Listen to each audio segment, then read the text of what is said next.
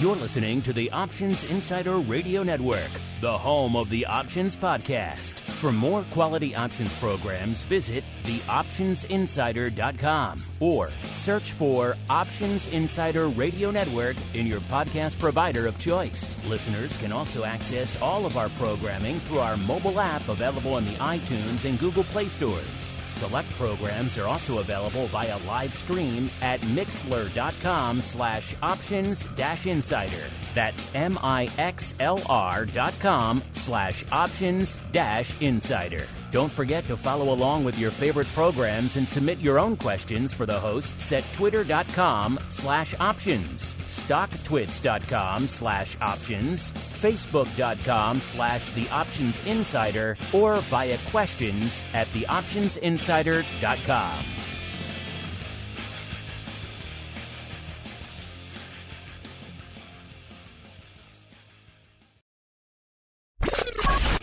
And now, it's time for the show that breaks down the options market from unusual activity alerts to market analysis, strategy overviews, listener questions, and much more. If it involves puts and calls, then our all-star panel will break it down. It's time to hit the Option Block with your host, Mark Longo from the Options Insider Media Group and co-hosts Uncle Mike TOSAW from St. Charles Wealth Management, Mark the Greasy Meatball Sebastian from OptionPit.com, Andrew the Rock Lobster GIOVINAZZI from OptionPit.com, and Henry the FLOWMASTER Schwartz from CBOE. The Option Block is brought to you by CBOE. When it comes to trading volatility, trust CBOE, the creator of the VIX Index, for in-depth and relevant information. CBOE's tools and services gives you up-to-date trade insights, analysis, and positions of VIX options and futures. No matter what kind of trader you are, there's plenty of useful information to take the guesswork out of creating your portfolio strategy and to help you make more educated moves in the market. Visit www.cboe.com/VIX today to learn more. The views expressed herein are those of the speakers and do not necessarily reflect the views of CBOE Global Markets Incorporated or any of its subsidiaries, collectively CBOE. The information provided is for general education and information purposes only. There are important risks associated with transacting in any of the CBOE products or any of the digital assets discussed here. Before engaging in any transactions in those products or digital assets, it is important for market participants to carefully review the disclosures and disclaimers contained at www.cboe.com/US_disclaimers. These products and digital assets are complex and are suitable only for sophisticated market participants. These products involve the risk of loss, which can be substantial and, depending on the type of product, can exceed the amount of money deposited in establishing the position. Market participants should put at risk only funds they can afford to lose without affecting their lifestyle. And now, get ready to hit the Option Block. All right, everybody. That music means we are back once again. Usually this is episode 2 of your bi-weekly options extravaganza. Of course, we are all off for the Labor Day weekend on Monday, so no show on Monday. I hope everybody had a great holiday weekend. You're ready to get back at it here now for your bi-weekly options extravaganza, at least usually called the Option Block. My name, of course, is Mark Longo from the THEOptionsInsider.com. as well as from the ever-engaging, ever-entertaining, ever-educational network upon which so many of you are binging these days. Remember, if you want more in your lives, and who doesn't, theoptionsinsider.com/pro, the place to go to learn more, or for you cool cats and kittens out there, /secret club. But don't tell anybody about that last one. That's just for you. And let's see who's joining me on the show today, because it's not just me on the show today. First, let's go out to the land that Skype forgot, a.k.a. the shores of Maine, where we are joined once again, cursing and sputtering as always, and shaking his fist at that technology beast that befuddles him. He is the Rock Lobster himself, Mr. Andrew Giovinazzi from OptionPit.com. Mr. G, welcome back to the show, sir. It's a pleasure to be here, although I have kind of a sad tale for today. Oh, no. Are the crickets all dead? I had to throw some clams I purchased back in the water because I didn't. I left them. What? I know. Well, I had a bucket of salt water for them, and I left them in there. But there was a couple days they were still alive, and I just had to throw them back. So I actually purchased them at the seafood store down the road. And since I didn't eat them fast enough, I just put them in salt water, take care of them. And then I'm like, I don't feel like eating them, so I had to put them back into the cove. I think I'm the only person that's repurposed clams. So you're a reverse clam pirate. You are giving back to the clam pirates because they're going to come along and take those now, like tomorrow. I know it is odd, but that was my morning. That was my morning. Wait a second. What if somebody collects those clams now and eats them? They're going to sell them back to him for a high price. I did not toss them where they usually pull the clams up. But I think, actually, to be quite honest, the clams were perfectly fine because they're still healthy in their little, those little arms or something. But I put them more into where the rocks were, so the clammers don't dig in that spot anyway. Most likely, they will be crab food. They're probably already been consumed by the crabs. Oh, there you go. Because they weren't in the mud; they were just on top of the mud. More than you ever probably wanted to know about the clam ecosystem on the shores of Maine. And that other voice means we are joined once again. It is Thursday. It is time to roll out the CBOE hot seat, where we are joined once again by the FLOWMASTER himself, Mr. Henry Schwartz from CBOE. Mr. FLOWMASTER, sounds like you've been slumming it in between episodes. Who you been hanging out with, sir, when you haven't been talking to us? Well, I got a last-minute invitation to go to MIT for a 50th anniversary of the Black-Scholes-MERTON model, and actually got to spend time with Myron Scholes and Robert Merton and a bunch of other really amazing professors and academics in the option space. It was a phenomenal experience, and I'm feeling very lucky. There you go, the FLOWMASTER hanging out with luminaries in between episodes. Doesn't seem like it's 50 years old, but on the surface, obviously, the CBOE is that, so it has to be empirically. It doesn't seem like that formula should be 50 years old, Mr. FLOWMASTER. But that's where we are as we head on into the start of the show. We are also joined fashionably late, as always. He is, of course, the prima donna of the group. He is the uncleest of Mikes, Mr. Uncle Mike TOSAW from St. Charles Wealth Management. Uncle Mike, how are things in the hinterlands of Chicago? So are you also throwing clams back, this time into the Fox River? Nah, no clams in the Fox River, but all is well. And that's really cool that the FLOWMASTER got to hang out with the Nobel Prize winners. I always thought it was too bad that Fisher Black passed away before he could have enjoyed the Nobel Prize. But nonetheless, still really cool. Very cool indeed, as we keep on rolling right on into the trading block. It's time to break down the latest topics, trades, and trends in the world of options. It's time for the Trading Block. All right, everybody, let's get to it. Time for the old Trading Block, the portion of the show where we break down what the heck is trading. And it's another one of those days where everything is kind of all over the place. So coming into the start of the show, we are seeing the S&P once again tilting to the dark side, off about 0.4%. So last couple of sessions, we've been leaning pretty heavily in the red, right around 44.5 right now in the S&P. So still far above where we were a week or two ago when we were dancing with 4,300 out there, listeners, but also back below the 4,500, 45.5 levels we were hanging out at not too long ago as well.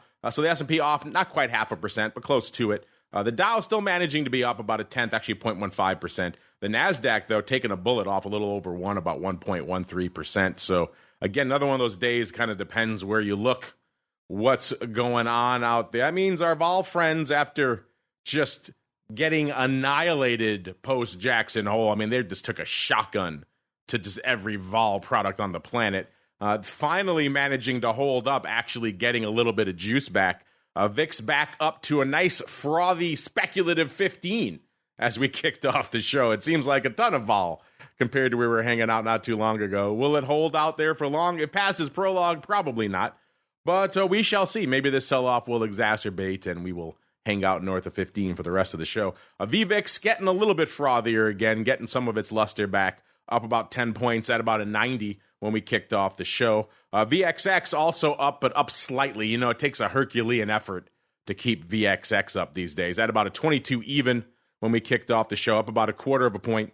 UVXY 15 also up, but again, up about a quarter of a point. You know, if you've been watching the vol space, if you've been listening to shows like Volatility Views, you know just how much has come off of those products recently. So you know how much effort it takes to prop them up. So a quarter of a point may not sound like much, but it's actually a fair amount. SVIX coming back down the other way finally. SVIX at exactly a 30 when we kicked off the show. Man, the tale, the saga of that product over the past 6 months just been insane. Whoever would have thought a million years the SEP 35s, we were making fun of those not too long ago, would actually come into play, and yet that's where we're living right now. UVIX 3 1/4, who cares? Up 1/10 of a point. They don't care about it, so why should we? And VolQ 18.5, up 1 1/4 points out there. All right, so we set the table. We got to go back. We got to start in the land of the FLOWMASTER because he's been hanging out with luminaries and dignitaries. Mr. FLOWMASTER, any interesting nuggets or takeaways from that 50th anniversary dinner? Did Myron tell you any inappropriate jokes between courses of the meal? And then what else was catching your eye out there, sir? There was some pretty interesting presentations. One of them was a professor named Jun Pan, who you may remember from the Pan and Peteshman paper, came out around, I think, maybe 2008 on information content in option flow. She was there and actually presented a new concept she's working on, which is basically quantifying the market implied probability of a crash. So not just, basically VIX is good to kind of understand an overall volatility. And what she was looking at was really the likelihood of an instantaneous significant down move and how that changes over time. So that was really interesting. And then there was a lot of discussions about real options, which is kind of the concept of looking at any asset that has the potential for kind of an upside payoff as an option. And that kind of comes into play. When we all talk about like some of these $1 and $2 stocks, we kind of say, well, geez, the whole stock is an option, right? Because it can only go to 0, but maybe it can go to 100. I mean, the payoff looks just like a hockey stick call payoff, right? So there was a lot of discussion about other assets and how the same concepts apply. It was really spectacular. In addition to rubbing elbows with options luminaries, sir, what is catching your eye out there in the markets today and indeed this week, sir?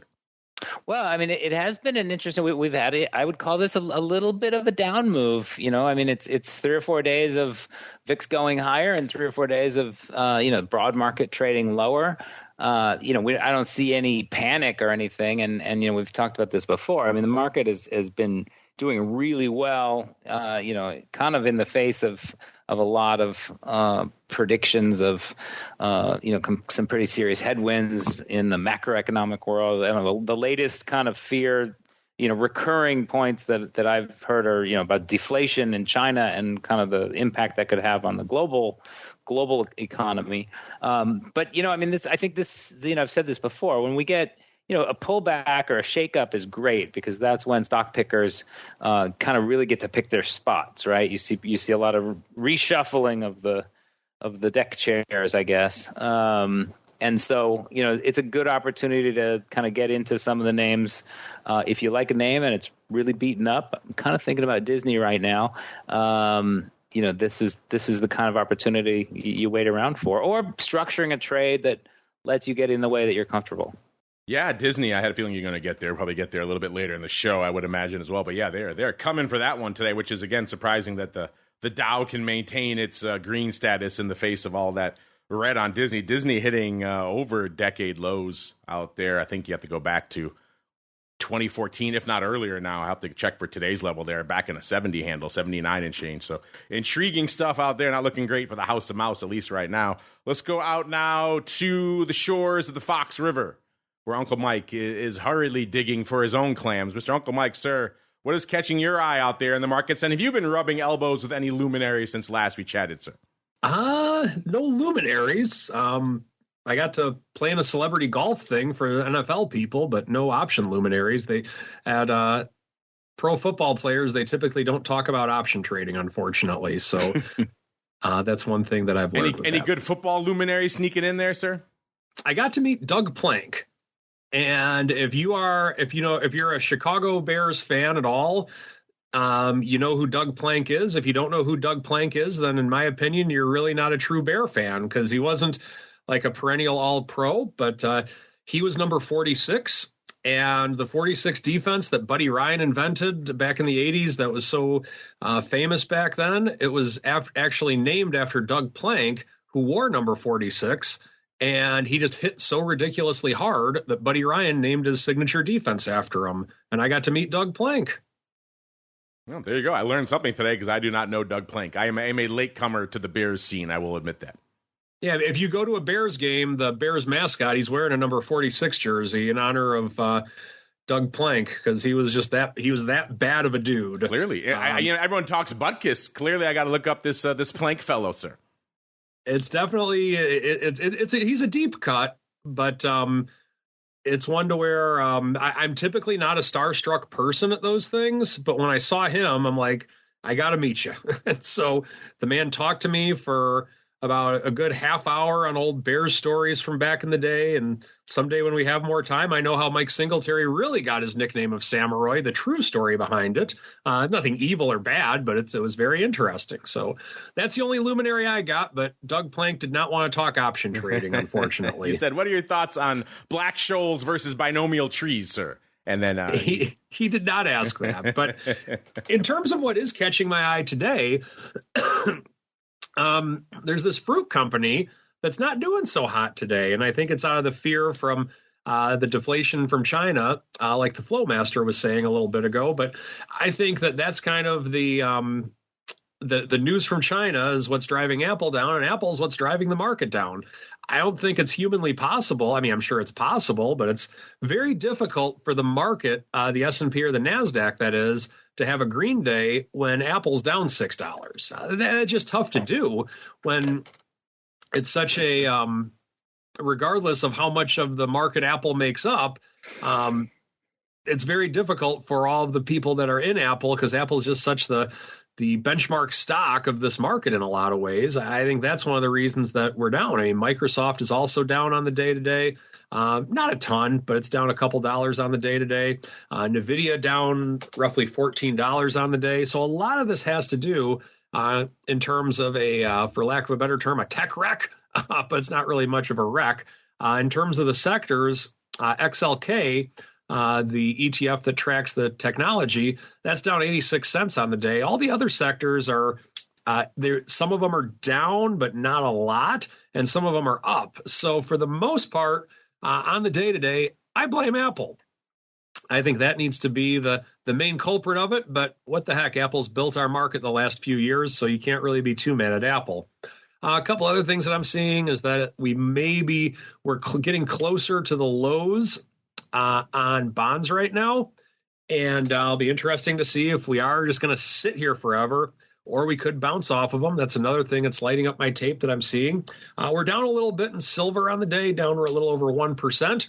And for right now, I think just with the overall market doing what it's doing, today's just kind of a good old-fashioned pullback. Apple's down. Not even that. I mean, we're down 15 points in the S&P, but Apple's down. It's kind of dragging the market down, in my opinion, and we'll see if buyers can come in.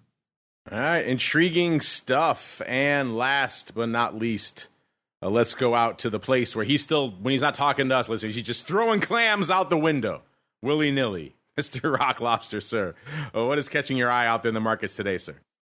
I realized that Henry was worried when he orders his next bowl of clams and linguine that he was going to get some old rock lobster he's clams. He's going to look at it twice now. Did these come from the coast of Maine? If they say yes, he's just going to throw them right back at the waiter's face. He's like, take them back. I will not eat this swill. Anyway,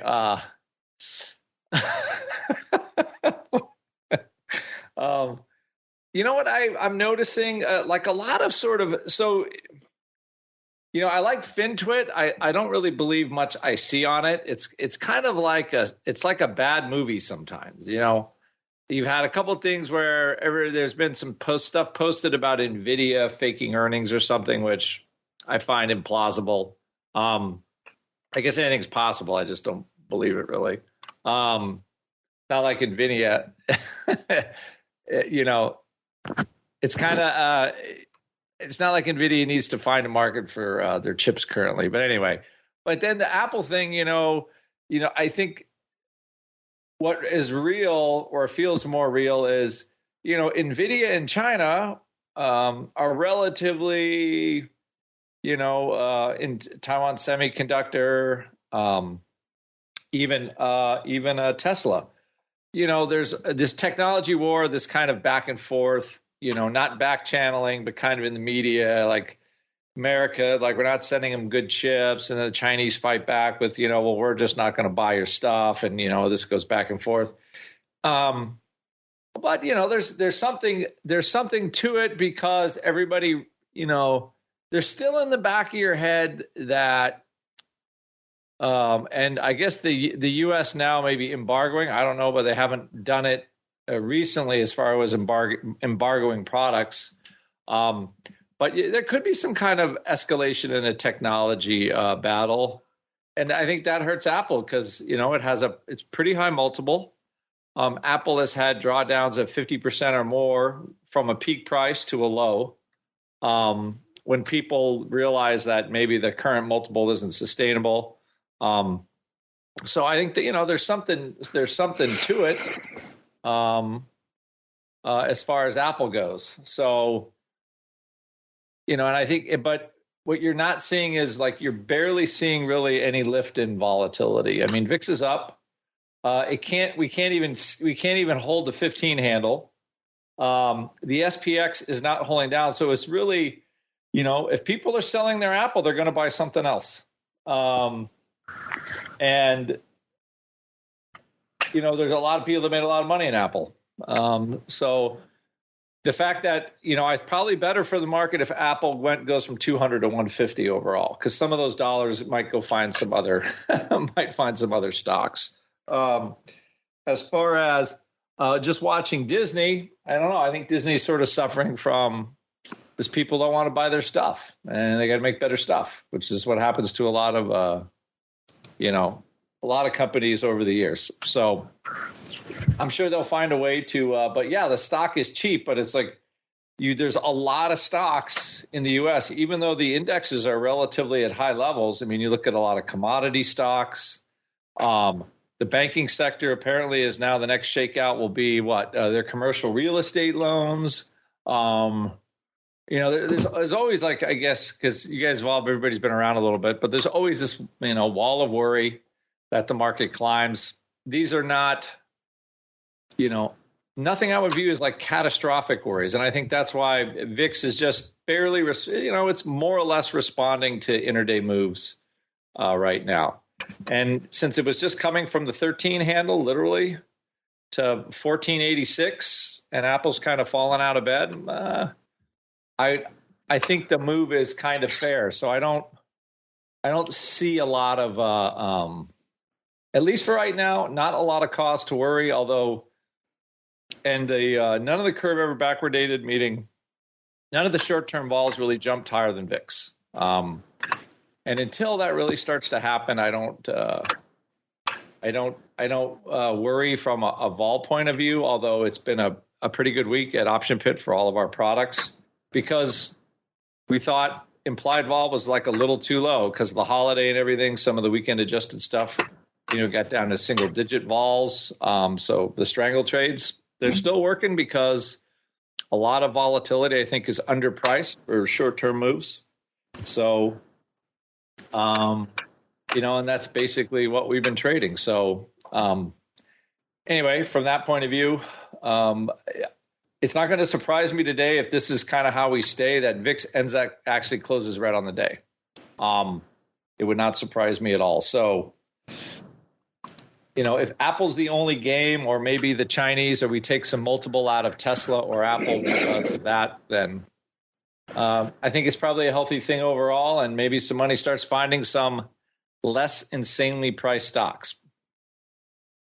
No such thing, sir. They're all crazy out there. Let's go out to the volume. Let's see what's on the docket for us here this week. Let's go out first let's go to land of VIX, because it's been interesting to watch VIX in light of all the fun of late. We were saying just how stunning it was that the volume for VIX stayed frothy, stayed effervescent out there. And speaking of numbers, let's pull it up here really quickly, because We were talking about it with the FLOWMASTER not too long ago. He was predicting a pretty robust month for August. Turned out to be the case. Our second 1 billion contract month on the year, listeners. 1.02 billion to be precise. Can't quite match. I believe it was March. That was a little bit north of that, but probably the overall, I do believe, the second busiest month in the history of the business. The fact that it was August is still just bonkers to me. That, August, usually the place and time when the market goes to sleep and everyone goes elsewhere, the south of France, the Hamptons, and yet 1.02 billion with the B contracts on the tape. A couple of interesting nuggets there. Index options up 41%.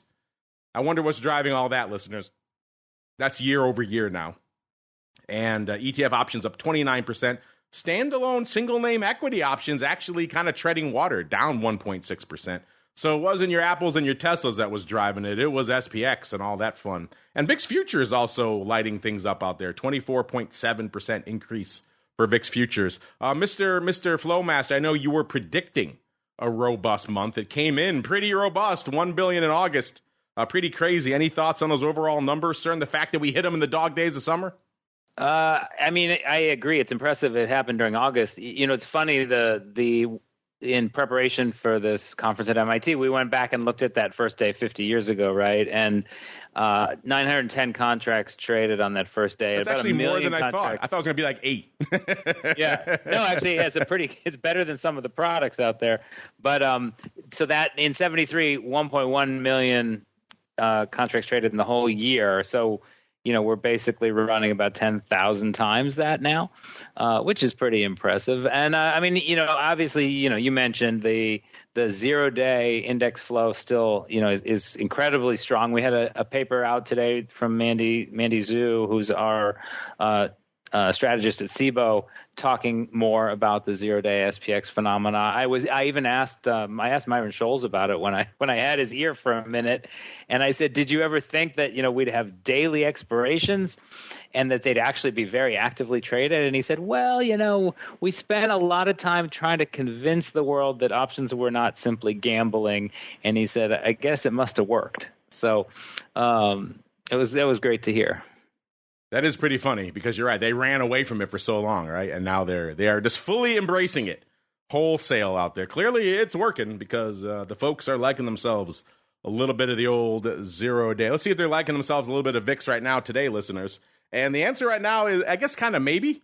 388,000. That's probably not as much as you were expecting, but also given the fact that the ADV has come in a little bit since we last chatted a week ago, come in about 75,000 contracts, down to 650,000 exactly right now. So it seems like we're finally starting to catch up with what we expect in the dog days of summer now that we're in September. It's kind of weird, but that's how things are rolling right now. SPY, though, looking robust, 4.7 million contracts on the tape. The ADV, about 8.5 million there. The S, 1.7 million, so folks still slinging some 0-day.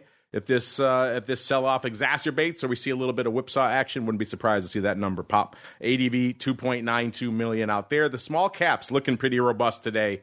665,000 contracts on the tape right now for IWM. The ADV, 827. IWM off not quite a full percent, about 0.85% right now. So small caps taking it on the chin and putting up some numbers today. And the Qs, as to be expected, 2.4 million. The ADV, 3.77 million. I was kind of surprised to not see the aforementioned Diz in our top 10 today. In fact, you got to go all the way down to number 17 to find Disney. They're still putting up a respectable 158,000 contracts. Normally in late summer, early September, that would probably be enough to break into the top 10, but not today. Today, the top 10, you got to be pretty much at 250,000 contracts. That gets you up to our friend Palantir, trading right around $15 right now, off about a quarter. This thing's been all over the place over the last month. It's bid, it's offered, it's bid, it's offered. It looks like they hit it down to about $14 and change. That was the low over the last month.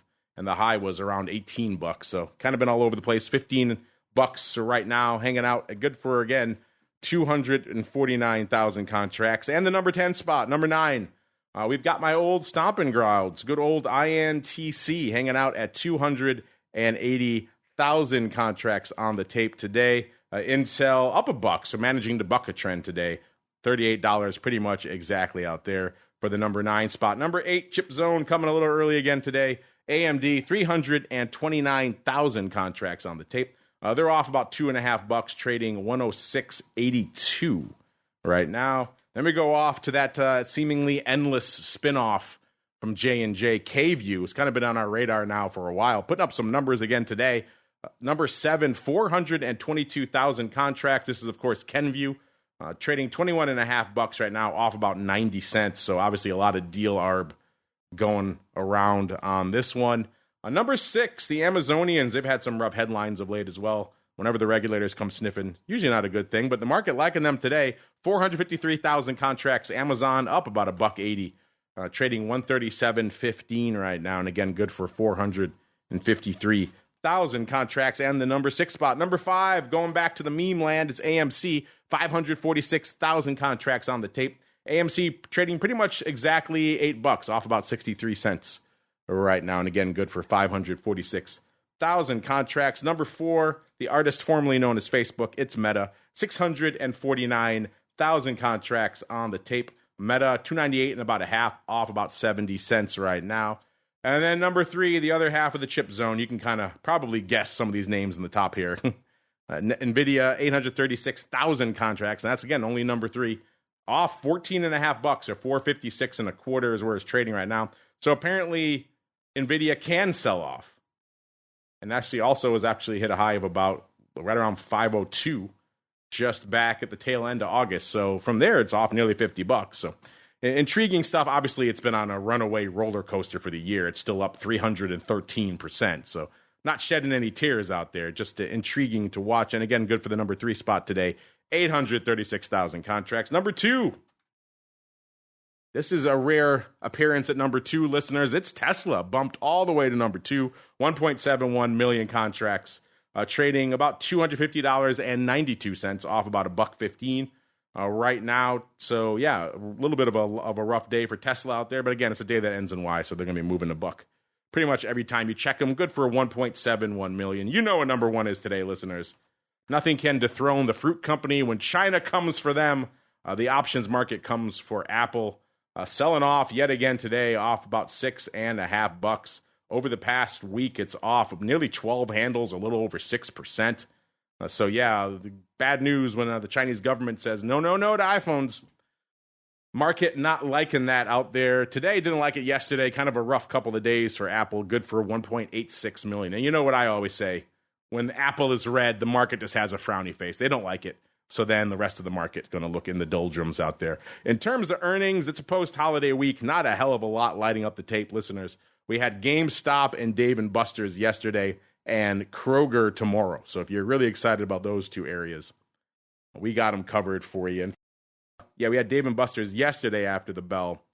And then we also had a good old GameStop yesterday after the bell as well. So we'll hit both of those right now because we have updated earnings move results for those. Really quickly, Dave & Buster's 37.5. They're pricing in 9.3%, listeners. They delivered 3.1%. So wow, dramatic underperformance there. And GameStop yesterday after the bell, there we go. Yes, $18.50. Well, that's kind of letting the cat out of the bag. GameStop was at 18.75 when we ran these numbers earlier today. They were pricing in $12.50, listeners, 12.5%, I should say. And in the past, and then they moved to 2.8%. So another dramatic underperformance, I should say, here. For earnings, let's go really quickly to the season because I want to get to some of the flow we're looking at today. The season looking a little bit more robust again, back up to 102%. It was hanging out right at 100%, then it dipped to 98%. Back up to 102%. Can it hold that? I guess we'll find out. We'll also find out what the heck is on the radar of the FLOWMASTER because it's time, listeners, for the Odd Block.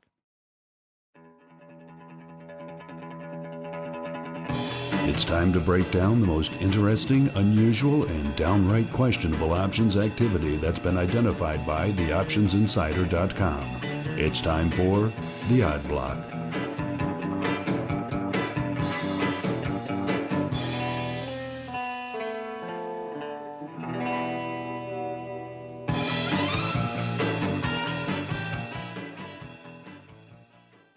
All right, listeners, it's Thursday. It's time for the FLOWMASTER to hold court and analyze some flow. Mr. FLOWMASTER, sir, what's catching your eye out there today, sir?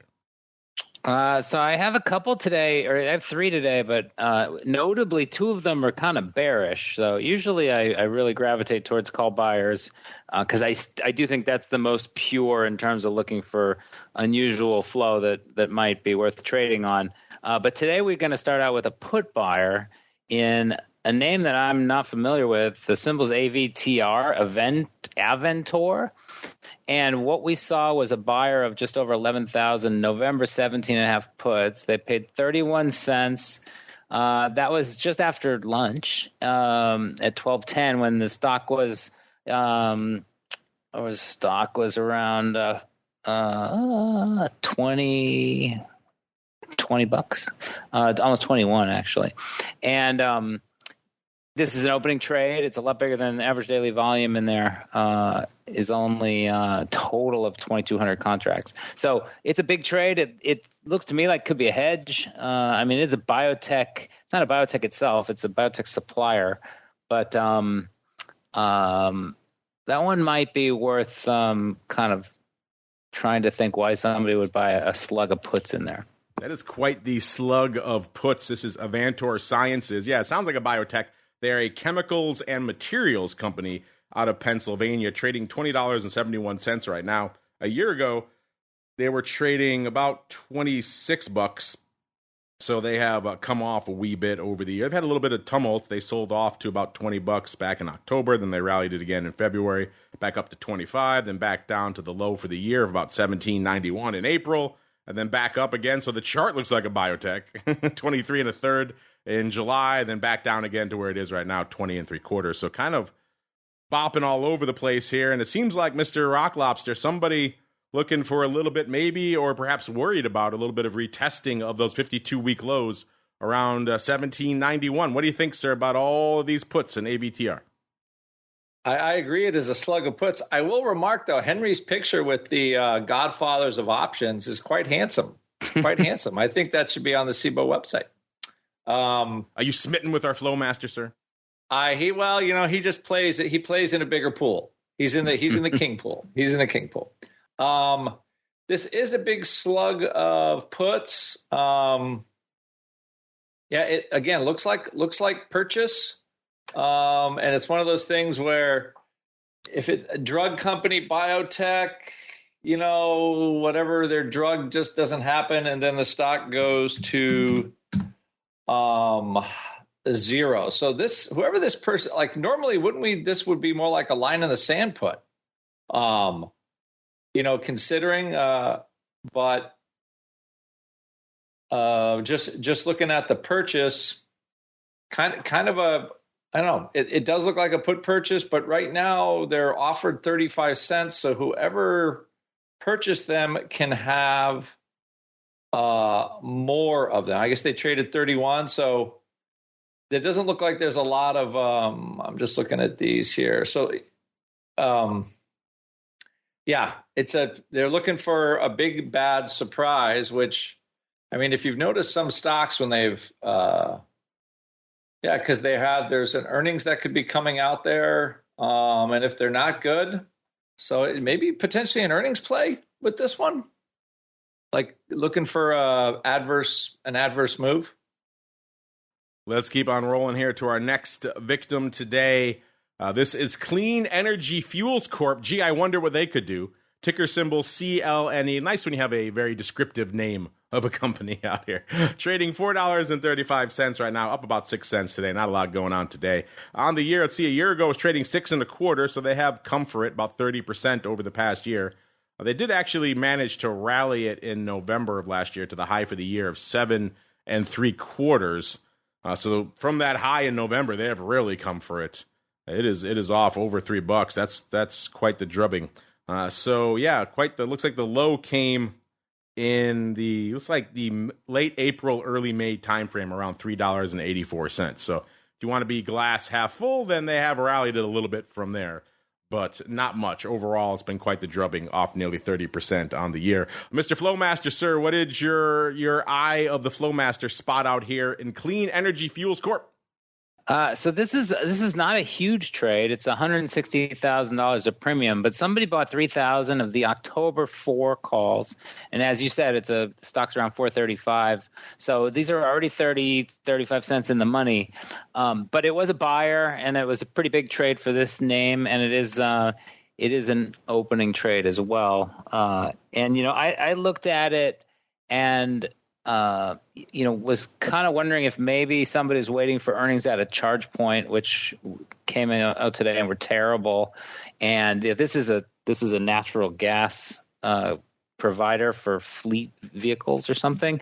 But maybe it's somebody kind of taking the pendulum away from kind of the electric vehicle world and back into clean fossil fuels, which I guess is what nat gas would be. But it's a pretty, to me, although sometimes when you see an in the money buyer, you do have to kind of wonder if it's really some sort of a synthetic put. But in this case, when the stock's only $4, I would just kind of take it as a bullish chunk, and they're in there for the leverage, but it's only out to October. You mentioned our nemesis ChargePoint. I'm surprised not to see them on the top 10 today. They do 50 and 100,000 lots on a random Tuesday. So the day when they post earnings, they've only done 214,000 contracts. So they actually are number 13 today. So outside of the top 10. But I digress. Mr. Rock Lobster, sir, what's catching your eye out there? You like these? You like these Klein 4 calls, sir? You going to go all in on these?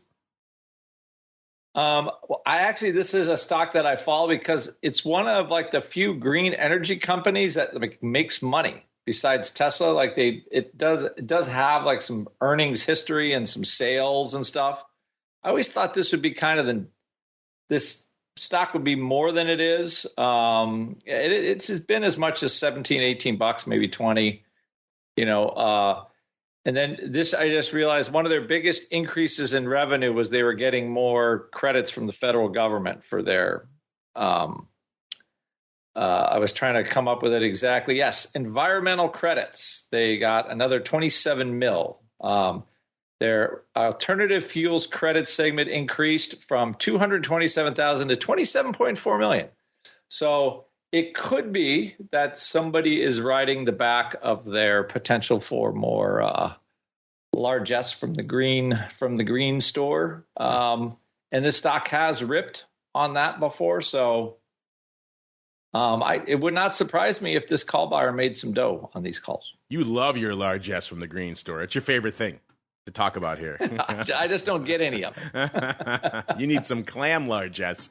And then that's what I need. You'd be rolling in it over there on the shores of Maine as well. And Mr. Flowmaster, for our last one, we're actually looks like going back to Wednesday, a little bit of the old Flowmaster time machine. This is MetLife, a name we haven't talked about on the show in a while. Trading a little bit shy of $63 right now, $62.92, off about a quarter today on the year. See, a year ago it was trading $66, so they're off, but only mildly, about 3 1/4 handles on the year. They did get up to about $77. That was back in November of last year. So from there, obviously, they're down a little bit more. And they actually got lower. They got down to about $48.95 in May. So again, kind of glass half full. If you go back just to May, they're on a nice little tier. So interesting. And it seems like Mr. Flowmaster. It looks like maybe someone thinks that tier might continue. What did you spot on Wednesday, sir? Well, so this was one of the larger open interest increases this morning. We have a command OI up, which shows the biggest individual contract open interest increases. And so these are the November 67.5 calls in MetLife, as you said. Stock's around $63. So, these are some upside calls in MetLife. And the trade yesterday, it's funny, it took a little bit of double checking. So what I thought it was a buyer of almost 14,000, 67.5 calls in November for $1.01. The trade on the Amex just before 11 a.m. when the stock was 63.28.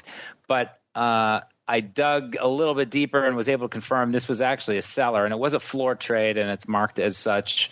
And we know that floor trades, you got to be extra careful because of the human element can be misleading when it comes to the timing and the bid offer. And so, this stock, to me, I looked at it's kind of the middle of its range, and this I would bet you this is just a call writer who's decided that they'd rather just kind of lock in some yield rather than kind of look for the stock to go back up another 10 or 15% into the end of the year. So as I said, this is the second. It's slightly it's not outright bearish because they're keeping the stock that I would assume that they have against this. It's not really a bearish trade, but it is kind of a trade where it tells you that they don't have a ton of hope that the stock's gonna have any big upside breakout. So just a chunky call seller. That was what stood out to me. Chunky call seller. That's good. I like it much better than buying it, and I'm sure they're probably happier right now with overwriting these than they would have if they bought them back on Wednesday. But we're always happy when we get to a little bit of your questions. Let's get to it now, listeners. A little bit of the old mail block. It's time to take your seat on the All-Star panel as we read your emails, tweets, Facebook messages, website comments, and much more. It's time for the Mail Block.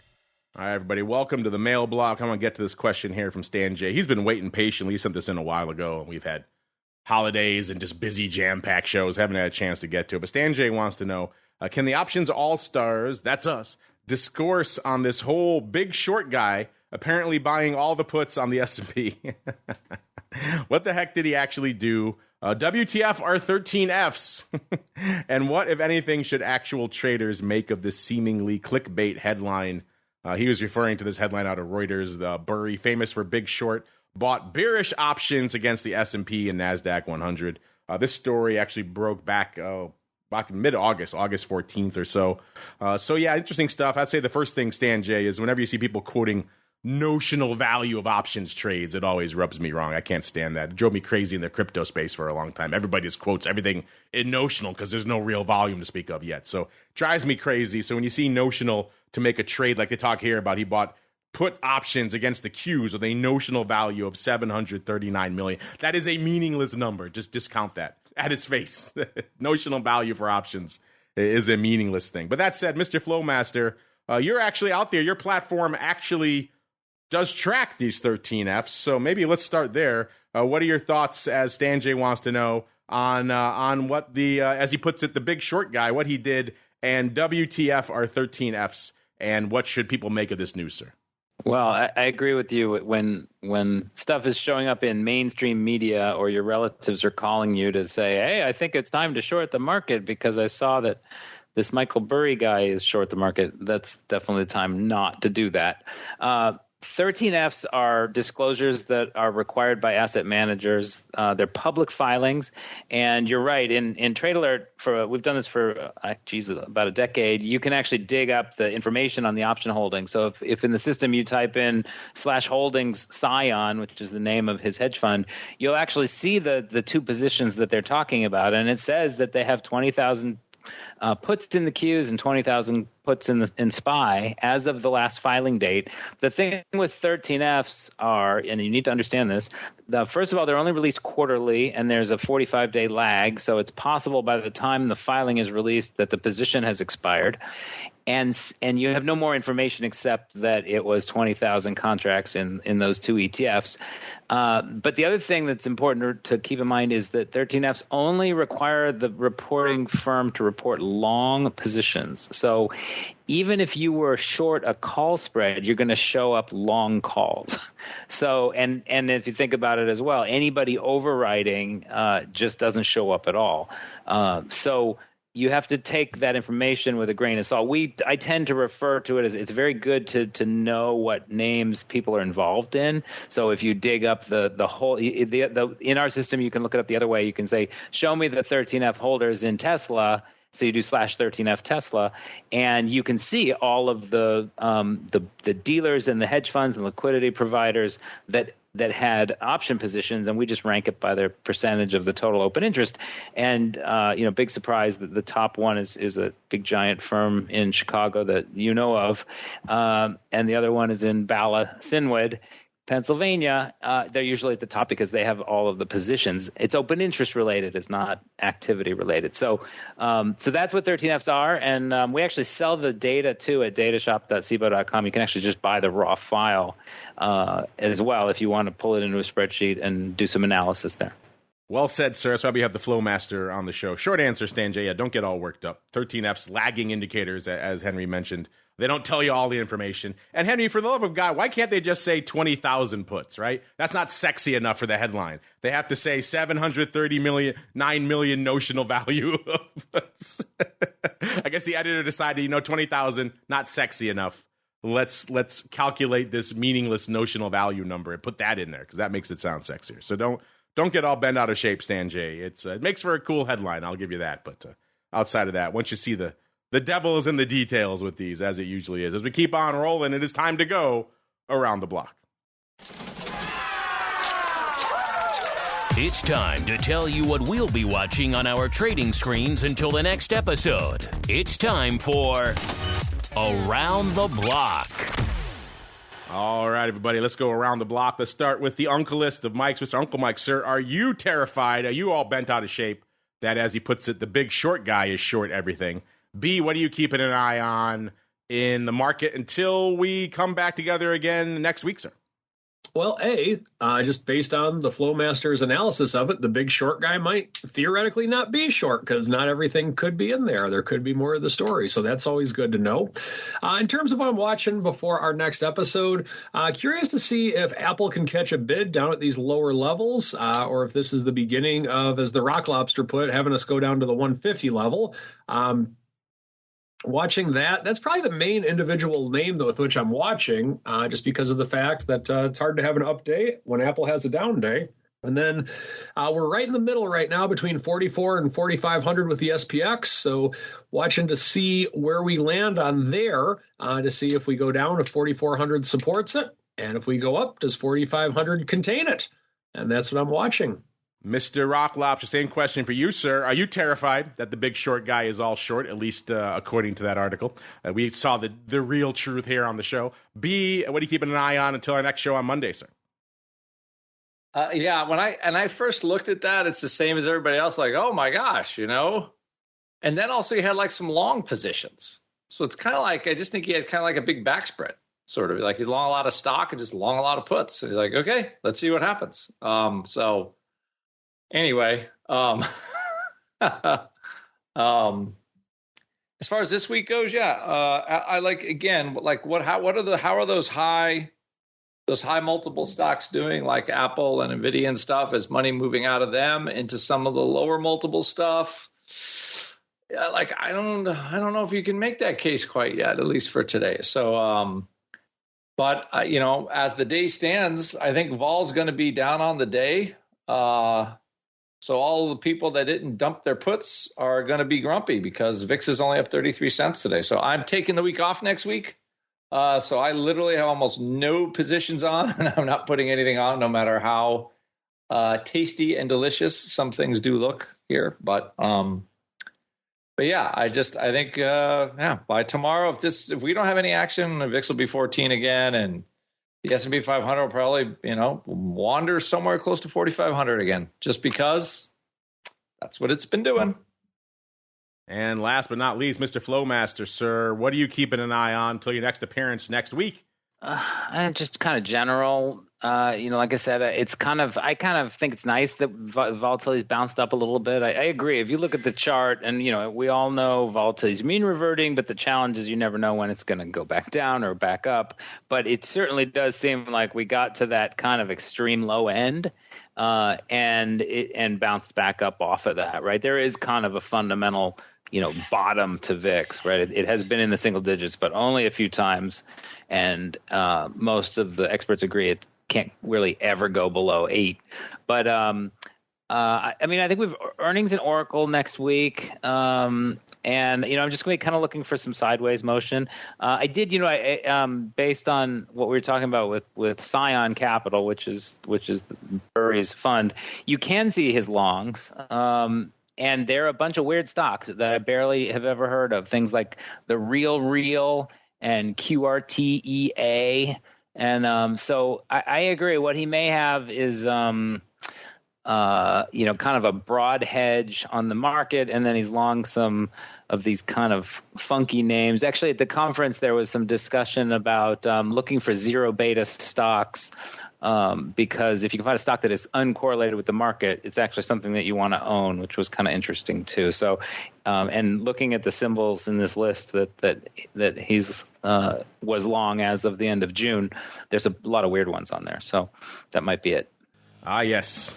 The real. I'm talking about that one on the show in a while. We've had some fun with that one in the past. Unfortunately, listeners, that music means that's the end of our fun, at least for this show. If you're hanging out in the live, join me in a little bit for This Week in Futures Options.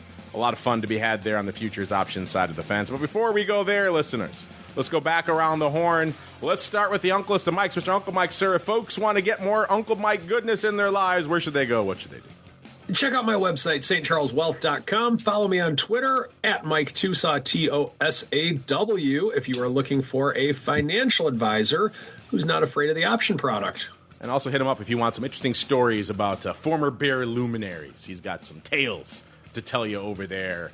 Give him a follow at Mike TOSAW, TOSAW, on the old Twitters. And Mr. Rock Lobster, before you embark on your grand vacation, sir, if folks want to check out what you got cooking, where should they go? What should they do?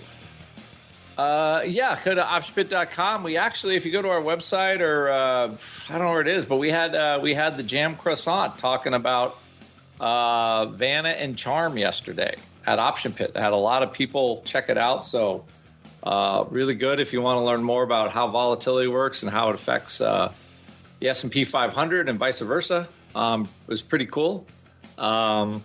And also, go optionpit.com, 888-TRADE-01. Listen to the show. You get 10% off anything. Say I sent you.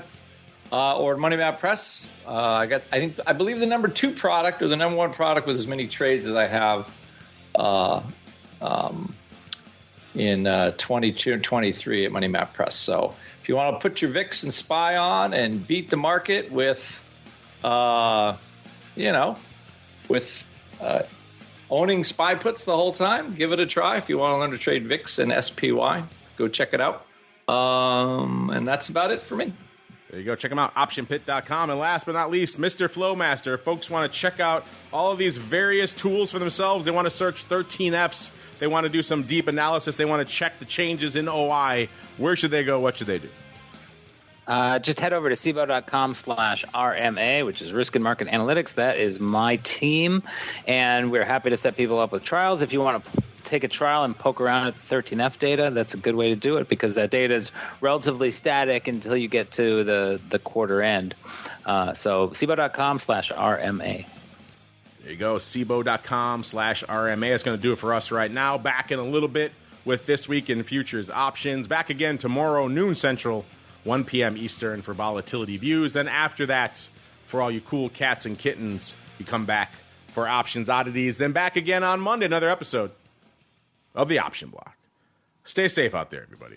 The Option Block is brought to you by CBOE. When it comes to trading volatility, trust CBOE, the creator of the VIX Index, for in-depth and relevant information. CBOE's tools and services gives you up-to-date trade insights, analysis, and positions of VIX options and futures. No matter what kind of trader you are, there's plenty of useful information to take the guesswork out of creating your portfolio strategy and to help you make more educated moves in the market. Visit www.cboe.com/VIX today to learn more. You're listening to the Options Insider Radio Network, the home of the Options Podcast. For more quality options programs, visit theoptionsinsider.com or search for Options Insider Radio Network in your podcast provider of choice. Listeners can also access all of our programming through our mobile app available in the iTunes and Google Play stores. Select programs are also available via live stream at mixlr.com/options-insider. That's mixlr.com/options-insider. Don't forget to follow along with your favorite programs and submit your own questions for the hosts at twitter.com/options, stocktwits.com/options, facebook.com/theoptionsinsider, or via questions at theoptionsinsider.com.